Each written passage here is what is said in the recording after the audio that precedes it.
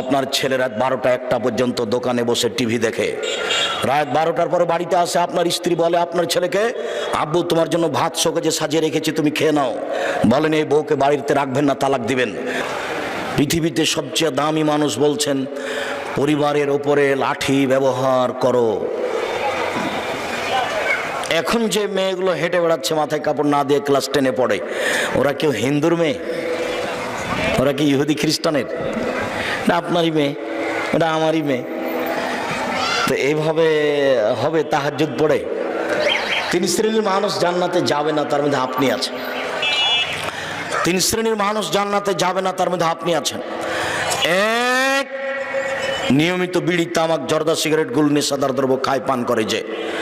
2, পুরুষের বেশধারী নারী, যারা পুরুষের জুতা স্যান্ডেল পরে, যারা পুরুষের শার্ট প্যান্ট পরে, যারা পুরুষের পোশাক পরে, ওরা জান্নাতে যাবে না।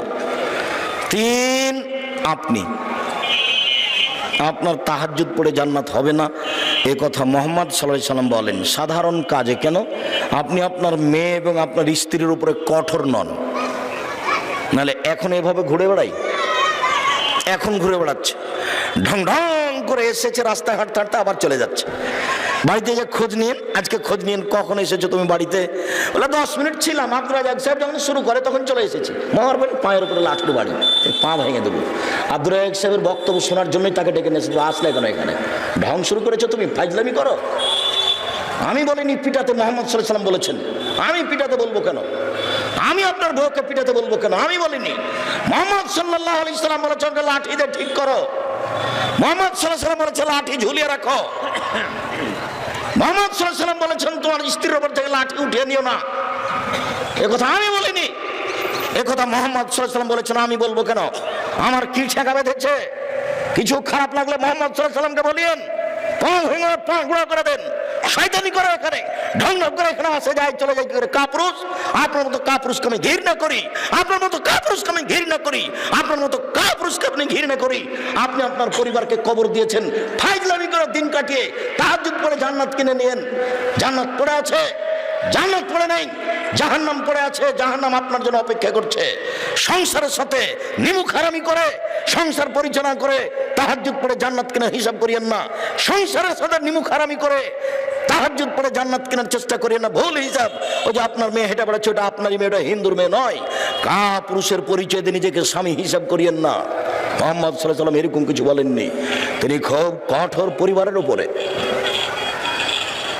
তিনি বলেছেন লাঠিটা পরিবারের জন্য ঝুলিয়ে রাখো। পরিবার লাঠি দিয়ে কন্ট্রোল করতে হবে। চোখ যেভাবে ঘুরে বউ সেভাবে চলে, তার নাম ক্ষমতা। চোখ যেভাবে ঘুরে বউ সেভাবে চলে, তার নাম ক্ষমতা। ক্ষমতা দেখিয়ে পরিবার কন্ট্রোল করার চেষ্টা করবেন, আমাদের পক্ষ থেকে জোরালোভাবে অনুরোধ থাকছে।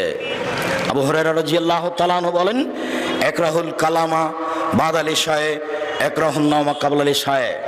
আল্লাহর নবী এশার সালাতের পূর্বে ঘুমানোকে ঘৃণা করতেন। আল্লাহ রাসূল এশার সালাতের পরে কথা বলাকে ঘৃণা করতেন। আপনার ছেলে রাত 12টা 1টা পর্যন্ত দোকানে বসে টিভি দেখে, রাত 12টার পরে বাড়িতে আসে, আপনার স্ত্রী বলে আপনার ছেলেকে, আব্বু তোমার জন্য ভাত শোকেজে সাজিয়ে রেখেছি, তুমি খেয়ে নাও। বলেন এই বউকে বাড়িতে রাখবেন না, তালাক দিবেন। আমি তালাক দিতে আদেশ করিনি, তবে বউ চলবে না, এটাই ঠিক। যেই বউ 12টাতে ছেলেকে ভাত সাজিয়ে দেয়, একরাহুল কালামা বাদাল ইশায়ে। আল্লাহর নবী এশার সালাতের পরে কথা বলাকে ঘৃণা করতেন। আল্লাহর নবী এশার সালাতের পরে কথা বলাকে ঘৃণা করতেন। রাত্রি 9:30 10টার পরে কথা বলা ঘৃণিত কাজ, কথা বলা ঘৃণিত কাজ, কথা বলা ঘৃণিত কাজ। সেখানে এশার সালাতের পরে ছেলে টিভি দেখতে পারে দোকানে, কি করে? কাপুরুষের সন্তান পারে, কাপুরুষের সন্তান কাপুরুষ পারে। তিতা লাগলে, এই ভাষা তিতা লাগলে আমার কিছু করার নেই। আপনাকে তিতা লাগুক এটাই আমি চাচ্ছি। আপনাকে আমি ইউসুফ জুলেখার কাহিনী বলে খুশি করতে আসিনি, আর আমার খুশি করা আমার অভ্যাস নয় জীবনে। কণ্ঠস্বরে বক্তব্য দিয়ে আপনাকে আমি বেখেয়াল করে চোখের পানি ঝরাতে আসিনি। সম্মানিত দিনী ভাই বোন, আপনাকে আমি বলতে এসেছি, যে লোকের ছেলে মেয়ে এশার সালাতের পরে দোকানে বসে আড্ডা পিটে রাতভর টিভি দেখে, সে লোকের কি হবে সেটা আপনি বলেন।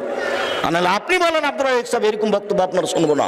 দুটোর মধ্যে একটাতে আসতে হবে, হয় নিজেকে মানুষ মূর্তি করতে হবে, কঠোর হয়ে দাঁড়াতে হবে, নাহলে বিপক্ষে কঠোর হয়ে দাঁড়াতে হবে। হয় পক্ষে আসেন, নাহলে বিপক্ষে যান। আপনি এককভাবে দায়ী, আপনি আর আপনার স্ত্রী দুজন মিলে সংসারটাকে ধ্বংস করেছেন। সম্মানিত দিনী ভাই বোন, রাসূল সাল্লাল্লাহু আলাইহি সাল্লাম বলেন, আর রাজুলু সাইয়্যিদ ওয়াল মারাতু সাইয়্যিদা, স্ত্রী হচ্ছে কর্ত্রী আর স্বামী হচ্ছে কর্তা। স্ত্রী হচ্ছে কর্ত্রী, স্বামী হচ্ছে কর্তা। নিজের কাজ করে যে তাকে বলে কর্মী, আর অপরের কাজ দেখে যে তাকে বলে কর্তা। বুঝাতে পারিনি? নিজের কাজ করে যে তাকে বলে কর্মী, আর অপরের কাজ দেখে যে তাকে বলে কর্তা। তা আপনি 5 ওয়াক্ত নামাজ পড়লেন, আপনি কর্মী। ছেলে নামাজ পড়লো কিনা এটা দেখবেন, তখন আপনি কর্তা। আমি মনে হয় বুঝাতে পারি না। আল্লাহ রাসূল বলছেন যে আর রাজুলু সাইয়্যিদ, স্বামী হচ্ছে কর্তা, ওয়াল মারাতু সাইয়্যিদা, স্ত্রী হচ্ছে কর্ত্রী। তো এই দুজনের কাজ কি? এরা কি দেখে? স্বামী দেখে বউ সুন্দর করে রান্না করেছে কিনা, স্ত্রী দেখে স্বামী বড় মাছ কিনেছে কিনা। দুইজনে কিছু দেখে, কিছু দেখলো তো ভুল সিদ্ধান্ত। আমি অনুবাদক, অনুবাদটা আপনাকে কঠোর করে দেখাচ্ছি মাত্র, আমি আপনার ক্ষতি করতে আসিনি। নাহলে আপনি বলেন আল্লাহ রাসূল কি বললেন, যে স্বামী হলেন কর্তা আর স্ত্রী হলেন কর্ত্রী। কি কাজ করে তারাকে কর্তার কর্ত্রী বললেন? কি কাজ করে? আগামীকাল সন্ধ্যা হতে হতে পরিবার কন্ট্রোল করার চেষ্টা করবেন, নইলে বউ তালাক দেন। এক কথা দিয়ে বউ তালাক দেওয়া যায়। কে বাড়িতে আছে? জি না। কোথায় গেছে? শিকার করতে গেছে। কখন আসবে? সন্ধ্যায়। কেমন আছো? খুব একটা ভালো নেই। আচ্ছা ঠিক আছে, আসলে সালাম দিও, চৌকাঠ পরিবর্তন করতে বলিও।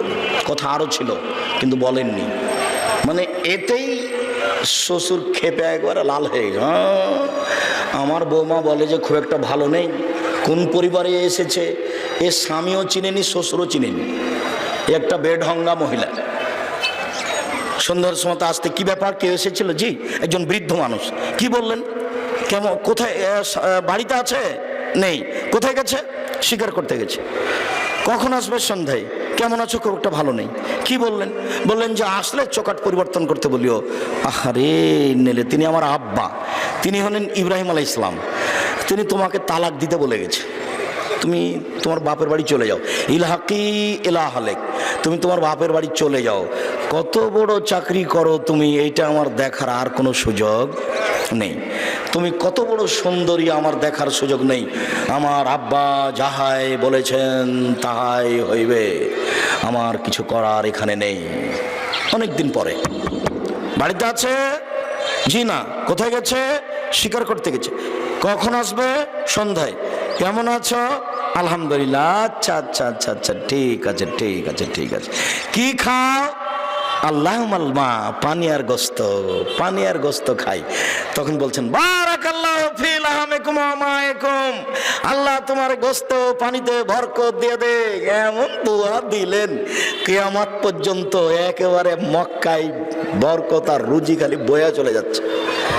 বাগান নাই ফলমূলের, কিন্তু দেখবেন ফল ভর্তি আছে মক্কায়। বাগান কোথায়? তো পাথর দিয়ে গড়া। এমন দোয়া দিলেন বৌমাকে যে একবারে সে দোয়া কিয়ামত পর্যন্ত চালু। বলে গেলেন যে আসলে সালাম দেওয়ার চৌকাঠটা ঠিক রাখতে বলিও। সন্ধ্যার সময় ইসমাইল আসতে বুঝতে পেরেছেন কি ব্যাপার। একজন বৃদ্ধ মানুষ এসেছিল। কি বলল? বাড়িতে আছে। বললাম নেই। কোথায় গেছে? শিকার করতে গেছে। কখন আসবে? সন্ধ্যায়। কেমন আছো? আলহামদুলিল্লাহ। কি বললেন? আচ্ছা আচ্ছা, ভালো ভালো। কি খাও? কি খাও? পানি আর গোস্ত। তারপর কি বললেন? বলে আচ্ছা, তোমাদের আল্লাহ বরকত দান করুক পানিতে আর গোস্তে। বরকত ভিন্ন জিনিস, রুজি ভিন্ন জিনিস। বরকত ভিন্ন জিনিস, রুজি ভিন্ন জিনিস। সেদিন এসে পরিবারের প্রথম অংশে বলছিলাম না যে বৌমা বিবাহ করে নিয়ে এসেছে, সকালবেলাতে দাদি দাদা নানি সবাই বৌমা দেখতে এসেছে। বলছে দেখি রে তোর বউটা কেমন। দেখে বলছে তোর বউটার নাকটা একটু মোটা। দাদিতে বলছে, নানিতে বলছে, চাচি খালাতে বলছে, কে একটু বলে না। বারাকাল্লাহু লাকা ওয়া আলাইকা জামা বাইনাকুমা ফি খাইরিন। সারা বাড়ি আত্মীয় স্বজন গ্রামবাসী সবাই বলবে বারাকাল্লাহু লাকা ওয়া আলাইকা জামা বাইনাকুমা ফি খাইরিন। কেউ একটু বুঝে না ধর্মকর্ম, খালি খায় আর পায়খানা করে। আর হুজুরদের কাছে খালি মিথ্যা বক্তব্য শোনে। হুজুরদের কাছে কি শোনে? খালি মিথ্যা বক্তব্য শোনে। একটা নতুন বউ বাড়িতে এসেছে, তাকে কি বলতে হবে এটা কারো জানা নেই। দেখে বলছে নাকটা মোটা। একটা কিছু বললাম আমি, নয় একটা বললাম, একটা কিছু বলে চলে গেলাম।